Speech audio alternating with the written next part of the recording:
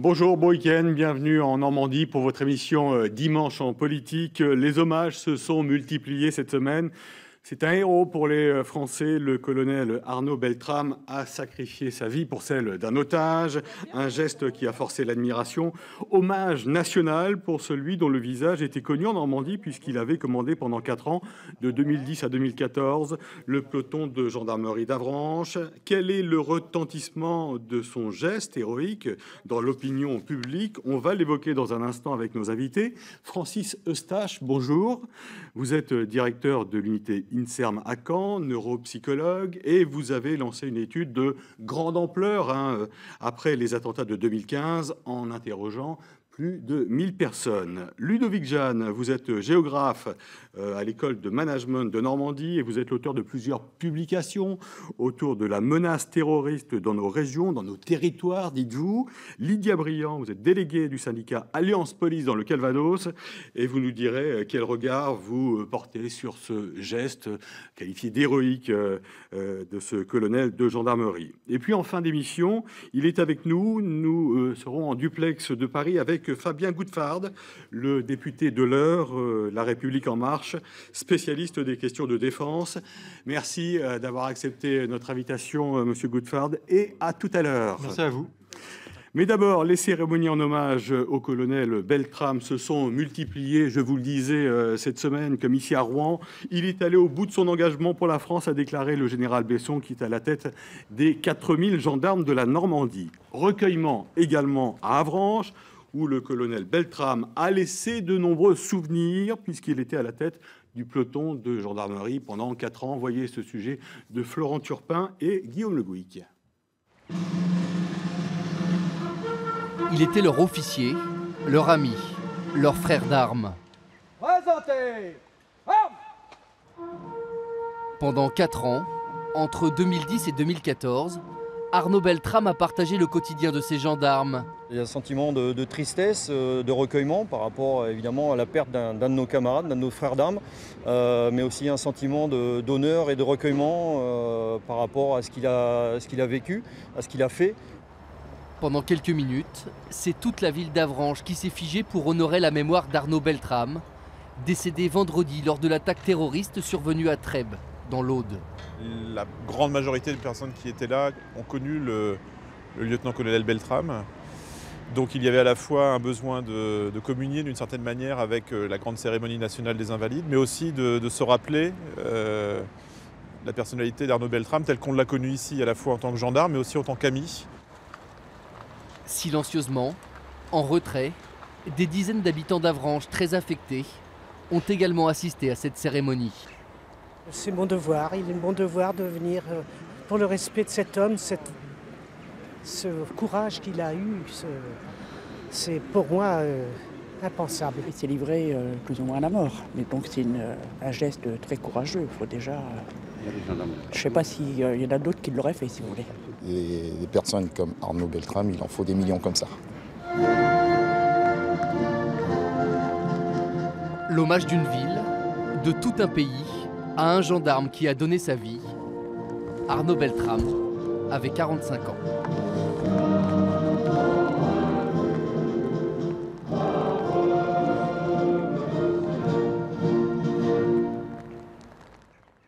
Voilà, des images qui resteront à jamais gravées dans la mémoire des Français, certainement. Hommage national au colonel Beltrame, de nombreuses cérémonies, on l'a vu dans la région. Lydia Briand, est-ce que pour vous, c'est un héros, comme on l'a dit? Oui. Enfin, je pense que pour tous les policiers, pour les gendarmes, évidemment, cet homme est un héros, oui. Son dévouement, son abnégation, son sacrifice, il a montré à ces gens que ce qu'était vraiment un martyr.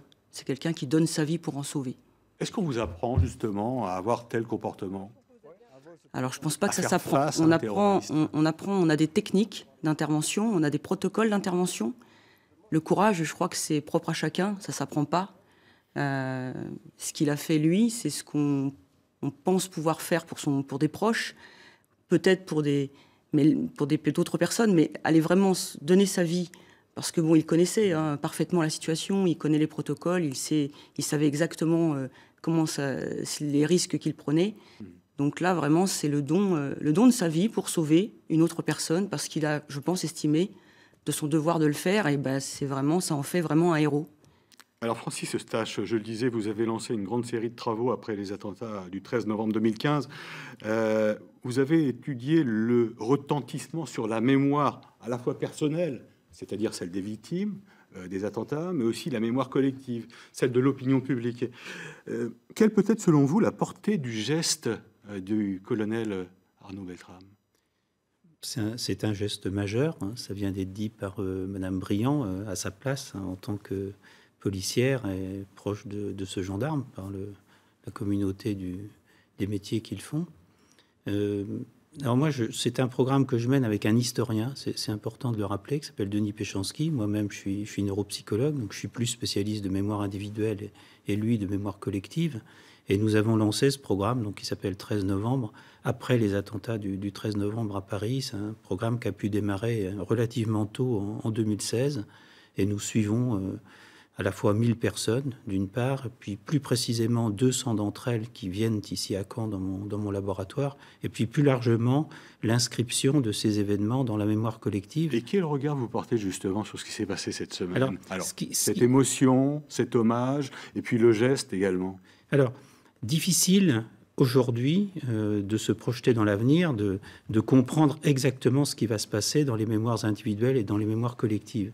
Mais ce qui me paraît singulier, ce qui me paraît très important, au-delà de la période de sidération, d'émotion, d'ailleurs une sidération un peu particulière, parce que quand on a appris ce geste, c'était pas la sidération face à un attentat, c'était aussi la sidération face à une réaction.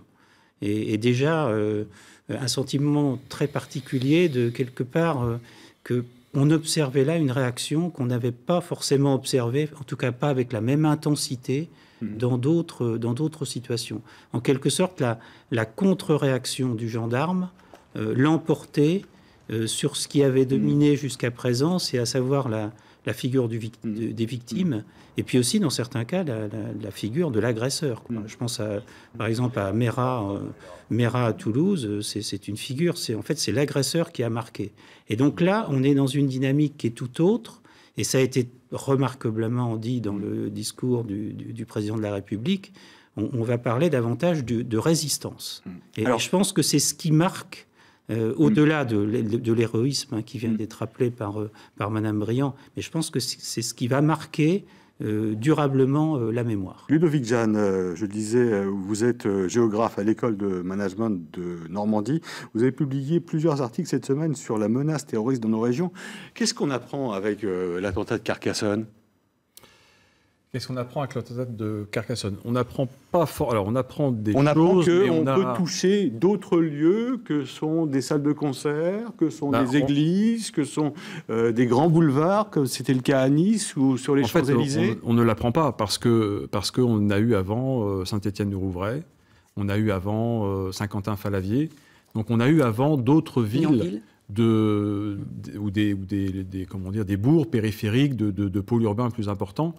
Et c'est l'une des difficultés, l'une des menaces de fond que représente justement le terrorisme de l'État islamique ou prôné ou suscité par l'État islamiste. C'est justement d'avoir introduit cette dimension de proximité, cette dimension territoriale. C'est-à-dire qu'on n'est plus sur des sites et uniquement sur des sites et des personnes éventuellement symboliques.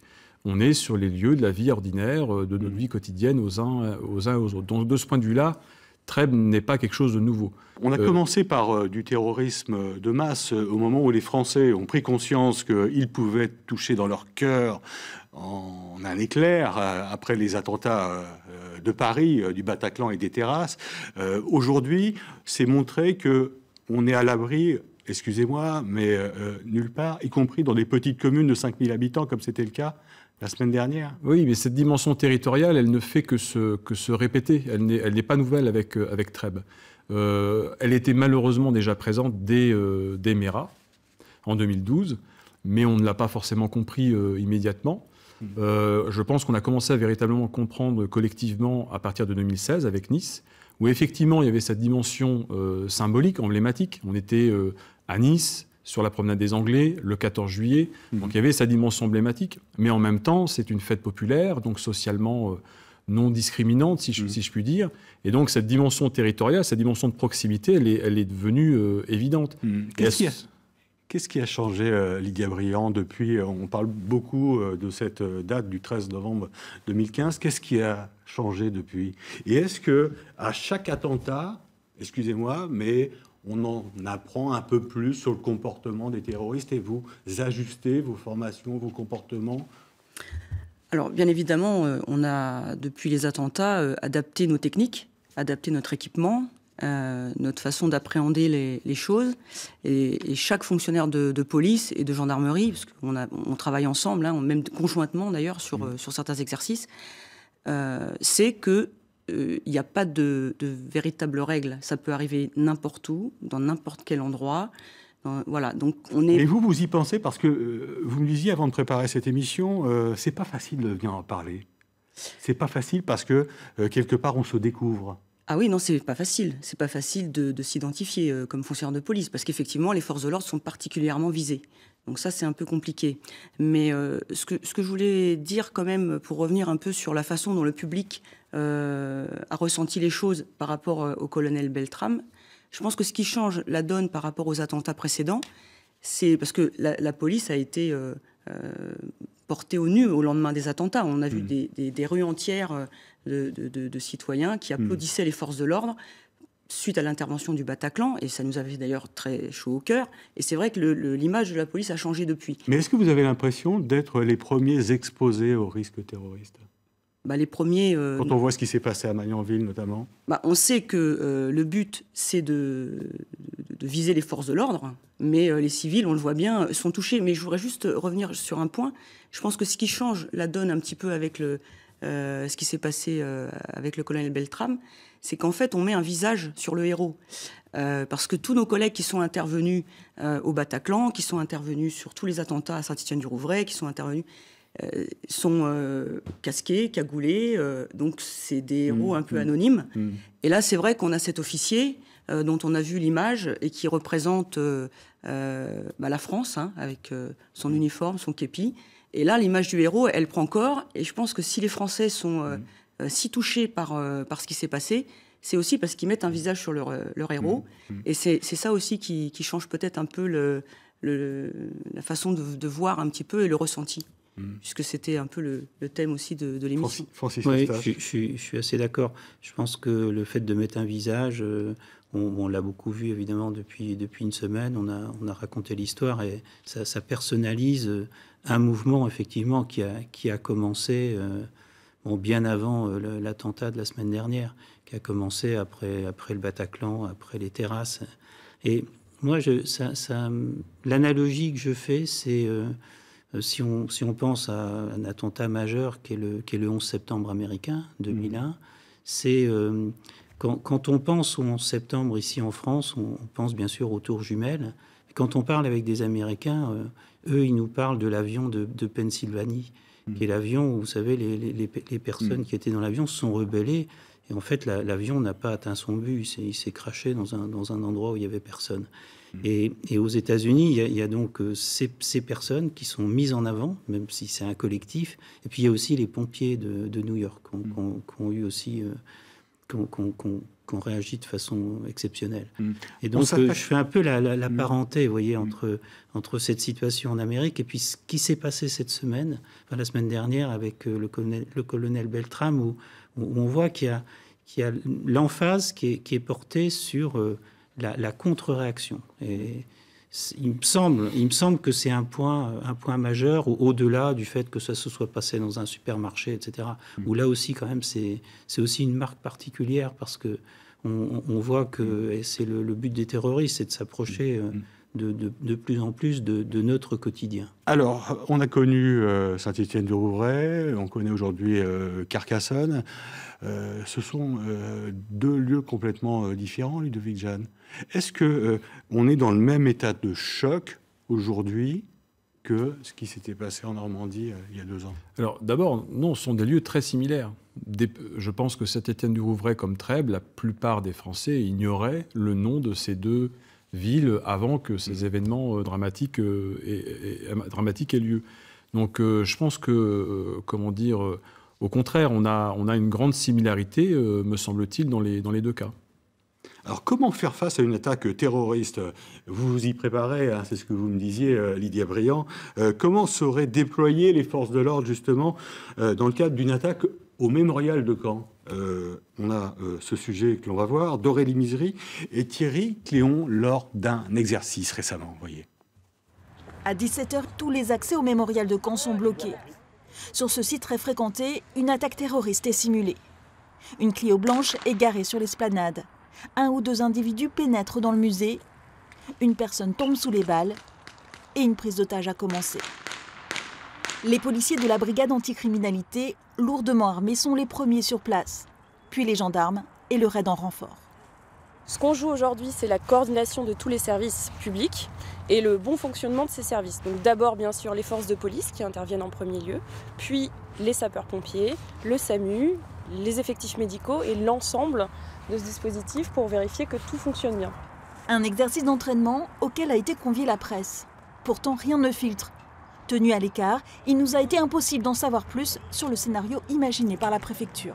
On ne parle jamais des effectifs en présence. On ne sait pas combien de forces sont mobilisées. Moi, je le sais, mais on ne communique pas parce que ça peut aussi être utilisé contre nous. Donc c'est une bonne pratique du ministère de l'Intérieur que de jamais communiquer sur ces questions. Le mémorial de Caen accueille chaque année 400 000 visiteurs, dont 100 000 scolaires.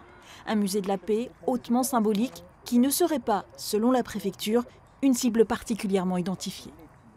Voilà, exercice au mémorial de Caen, c'était il y a quelques semaines. Lydia Briand, est-ce qu'il y a une meilleure prise en compte du risque terroriste aujourd'hui par les forces de l'ordre? Ah oui. Oui, on a vraiment adapté nos techniques, je vous l'ai dit, notre équipement. Mais dans l'état d'esprit, aussi. Dans votre vie de tous les jours, parce qu'on n'est pas forcément policier de 8h à 19h, mais quand on quitte... Si, on est policier 24 heures sur 24. 24 heures sur 24. C'est un état d'esprit, c'est-à-dire qu'on a des collègues, des fois, en congé, qui nous appellent parce qu'ils ont remarqué quelque chose de suspect. Si, on est policier...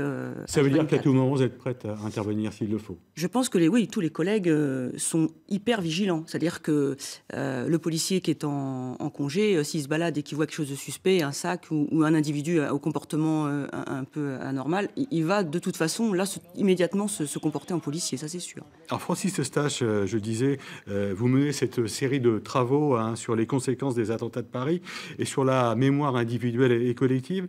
Ce sont des témoignages que vous recueillez depuis 2 ans et qui vont se poursuivre jusqu'en 2028, j'ai entendu dire. Oui, c'est ça, pendant 12 ans. Donc la première phase de recueil de données a eu lieu en 2016. Et là, nous nous préparons à accueillir, y compris à Caen, dans mon laboratoire, les personnes pour la deuxième phase. Donc ici, l'étude qui se fait à Caen spécifiquement s'appelle Remember. Et le but, c'est de suivre les personnes qui sont victimes d'un trouble de stress post-traumatique, les blessés psychiques du Bataclan. Et est-ce que ces images, justement, du Bataclan, qu'on ait été victime sur la scène de ces attentats ou spectateurs, simplement, devant sa télé, est-ce qu'elles restent marquées, imprimées dans notre cerveau à jamais? Alors, quand on était devant notre télé, comme vous le dites, non. Elles sont réactivées parce que ce sont des images qui font presque partie de l'histoire et on les revoit régulièrement. Par contre, chez les victimes, oui. La particularité justement de cette pathologie, c'est que ces images reviennent et avec la grande différence avec quelqu'un qui était devant sa télé, c'est que pour les victimes, ces personnes ont l'impression de revoir à nouveau au présent ce qui leur est arrivé, avec des images un peu disparates qui ne sont pas construites comme un souvenir, parce que les souvenirs, ils évoluent au fil du temps, mais là, au contraire, ces images restent très présentes. Et la préoccupation, évidemment, que nous avons, c'est comment faire pour faire en sorte que ces personnes quittent ces images, que ces images deviennent des souvenirs pénibles, mais pas des souvenirs traumatiques, comme c'est le cas quand les personnes sont malades. Alors, on va poursuivre dans un instant notre discussion. On va retrouver en duplex pour une réaction et puis pour la suite de cette émission, Fabien Goudfard, qui est le député La République En Marche de l'Eure, qui connaît bien ces questions, puisque c'est un spécialiste des sujets de défense. Mais d'abord, le regard de Chonu, c'est habituel sur l'actualité de la semaine. Il revient évidemment sur l'émotion et sur le geste héroïque du colonel Beltrame. Regardez. Bonjour à tous. Pour ce dimanche, j'ai choisi 2 lettres. H comme hommage mais surtout comme héroïsme. Et sur l'échelle du courage, l'acte du colonel Beltrame se situe au sommet. Le deuxième lettre, c'est le S. S comme fichier S, Sûreté nationale. La France est un pays d'administration. Et on le voit bien ici, les services sont cloisonnés et il y a la fameuse lenteur administrative. Donc finalement, ce S, c'est un peu un serpent. Le radicalisé passe entre les mailles du filet. Alors, je pose une question, comment faire pour améliorer la sûreté nationale? Maintenant, voyez ce jeune. À quel moment pourrons-nous détecter qu'il est en train de basculer? Je n'ai pas la réponse et je vous souhaite un bon dimanche. À quel moment peut-on repérer un jeune qui est en train de basculer, de se radicaliser? On va en parler justement avec notre invité en duplex de Paris, Fabien Goudefard, député La République En Marche de l'Eure. Merci d'avoir patienté et d'avoir accepté notre invitation. Vous êtes un spécialiste, je le disais, des questions de défense. On va commencer par votre regard sur l'émotion qu'a suscité ce geste héroïque du colonel Beltrame. Qu'est-ce que ça représente pour vous? Oui, effectivement, vous avez justement ouvert votre émission il y a quelques minutes en parlant du retentissement de ce geste de bravoure du colonel Beltrame. Moi, je voulais aussi apporter un éclairage peut-être un petit peu complémentaire. J'étais à Londres ces 3 derniers jours. Je suis rentré. J'ai fait un aller-retour pour participer à l'hommage. Et à Londres, j'ai pu rencontrer des ministres, des secrétaires d'État et des présidents des commissions parlementaires. Et tous, spontanément, dans nos discussions, ont commencé par insister sur l'hommage et l'émotion qu'ils avaient ressentie en connaissant la réaction du colonel. Et je voulais dire que voilà, ce retentissement, il va bien au-delà de nos frontières. Il est totalement international. Et il souligne vraiment la bravoure et ce geste héroïque. Et je pense qu'il rappelle également que quand nos militaires, puisque vous savez, les gendarmes sont des militaires, mais ça va au-delà, nos forces de police. Mais quand nos militaires perdent la vie, c'est souvent pour en sauver d'autres. Là, c'était bien sûr très symbolique, tout à fait direct, presque archétypique. Mais j'ai envie de dire, nos militaires en opération extérieure, quand ils perdent la vie au Mali ou avant en Centrafrique, et même sur le territoire national à Sentinelle, souvent c'est pour protéger et pour sauver des vies, tout aussi directement. Alors, il y a un débat, y compris dans votre département de l'Eure, puisqu'on parlait des moyens de détecter, c'était le dessin de Chonu il y a quelques instants, les jeunes radicalisés au plus tôt. Est-ce qu'il faut signaler ou non les personnes fichées S? Je dis débat dans votre département de l'Eure, puisque Guy Lefranc, le maire des Républicains à d'Évreux, vous le savez, demande la création de fichiers T pour terroristes, afin, dit-il, d'assurer un suivi des personnes radicalisées. Qu'est-ce que vous lui répondez? On a tendance à dire de manière générale qu'on entend quand même sur ces questions, qu'on entend et qu'on dit des fois beaucoup de bêtises. Et c'est vraiment regrettable. Pourquoi? Je vais essayer de m'expliquer. Mais est-ce que Guy Lefranc dit des bêtises alors? Un fichier S, vous voyez, un fichier S, c'est un outil au service des services de renseignement, premièrement. Un fichier S, c'est comme une écoute téléphonique. Demander la communication des personnes fichées S, c'est identique à demander l'identité des personnes que les services de renseignement écoutent dans le cadre d'écoute administrative, par exemple. Donc vous voyez que ce n'est pas opérationnel. Parce que dans les fichiers S, pour être très concret, vous avez, comme d'ailleurs dans les écoutes, vous avez potentiellement des parents ou des compagnons, des compagnes de personnes radicalisées qui sont fichés eux-mêmes parce qu'il est intéressant pour nos services de savoir quels sont les contacts qu'ils peuvent avoir avec telle ou telle personne. Donc vous n'y êtes pas, personne fichée S, favorable, on l'a bien compris. Voilà. On va écouter, si vous voulez bien, juste quelques secondes, Nathalie Goulet, que vous connaissez certainement, qui est une spécialiste de ces questions de terrorisme. Elle est sénatrice UDI dans le département de l'Orne. Elle a présidé une commission d'enquête sur les réseaux djihadistes en France et en Europe. Et elle estime, vous allez l'entendre, qu'on ne va pas assez loin dans les moyens donnés aux renseignements pour repérer les personnes radicalisées. Écoutez-la d'abord. On ne peut pas mettre un policier ou un gendarme derrière chaque personne radicalisée. Il y a 20 000 personnes au fichier. Il faut 20 personnes pour surveiller quelqu'un 24 heures sur 24. Ça fait 400 000 équivalents temps plein pour nos forces de police et de gendarmerie. C'est juste impossible. Alors, en 2015, après les attentats de Paris, vous aviez révélé qu'il y avait plus de 300 individus fichés S en Normandie. Est-ce qu'aujourd'hui, ce chiffre est confirmé? Est-ce qu'il a augmenté? Écoutez, je n'ai pas les chiffres exacts, mais de toute façon, ça a augmenté partout. Quand j'ai commencé à travailler sur les réseaux djihadistes après la lecture du livre de David Thompson sur les djihadistes français en juin 2014, 6 mois avant Charlie, il y avait 2000 personnes au fichier. Aujourd'hui, on est à 20 000. Donc vous voyez, de toute façon, la croissance est malheureusement exponentielle. Pas seulement parce qu'on les détecte mieux, mais aussi parce qu'il y a une augmentation de cette radicalisation. Quand vous entendez certains élus qui réclament que soient communiqués les noms des fichés S, qu'est-ce que vous leur dites? Est-ce que vous êtes favorable à ça? Mais c'est un long débat qu'on a eu, et Bernard Cazeneuve m'a convaincu qu'il ne fallait pas le faire pour des questions de sécurité. Parce que vous savez, les gens qui sont fichés S ne savent pas qu'ils sont fichés. Et donc, ça permet à nos services de démanteler des filières, de les suivre et de faire leur travail de recherche.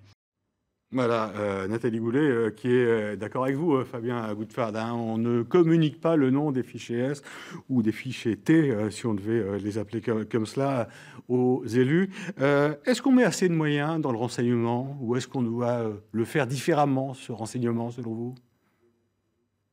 Vous avez raison. Pour autant, nous ne sommes pas impuissants. Il faut, à mon avis, sur 3 domaines, tenter des améliorations. Le premier, c'est le renseignement, mais le renseignement pénitentiaire. Je vois, moi, des choses à faire, parce que dans le cadre de l'incarcération, potentiellement, il y a beaucoup d'informations à avoir. Justement, on a beaucoup travaillé, pourtant, on a beaucoup communiqué autour de ça. On a beaucoup communiqué, il y a encore des choses à faire. On peut encore obtenir beaucoup d'informations sur qui les personnes détenues rencontrent dans le cadre des parloirs, avec qui ils discutent, etc. Il y a encore des choses à faire et ça, c'est très important à accentuer. Il y a aussi l'organisation de l'islam de France. Trop de prédicateurs en France, par exemple, prêchent dans des langues qui ne sont pas le français. Et puis la troisième chose sur laquelle peut-être qu'il pourrait y avoir des améliorations, c'est de manière plus efficace pouvoir éloigner les étrangers effectivement, qui sont radicalisés. Ça, je pense qu'il y a encore des démarches de progression. Est-ce qu'il faudrait, et c'est la fin de cette émission, simplement, oui ou non, rétablir l'état d'urgence? Certains parlementaires demandent qu'il soit remis. Qu'est-ce que vous en pensez? Non? Vous dites? Évidemment non. L'état d'urgence n'est utile que quand il a une durée limitée. Et la dernière loi sur la sécurité intérieure d'octobre 2017 prend les mesures les plus importantes de l'état d'urgence et les insère dans le droit commun. Donc non, c'est inutile. Merci Fabien Goutfard d'avoir répondu à nos questions en duplex de Paris et d'avoir participé à cette émission Dimanche en politique. Merci également à nos invités ici sur ce plateau à Caen, Lydia Briand du syndicat Alliance Police dans le Calvados, Ludovic Jeanne de l'école Management de Normandie et Francis Eustache, directeur de l'unité INSERM Caen, neuropsychologue. On suivra de près vos travaux et ces témoignages de ces victimes, ces personnes concernées par les attentats de 2015 à Paris. Merci, bon week-end sur la 3 et à très bientôt.